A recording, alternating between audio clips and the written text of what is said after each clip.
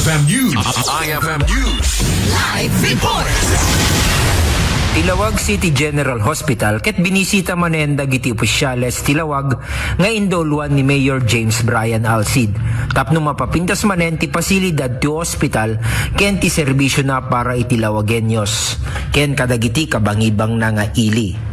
Kang runaan na nataming bayad ti panagbisita da ket dagiti agpapaay iti ospital, may naig kadagiti na dumaduma da serbisyo kas kumakadagiti medical equipment, agas, panakapapintas ti pasilidad, sitwasyon dagiti empleyado ken pasyente ken na dumaduma pay nga aspeto para iti pagsayatan ti ospital.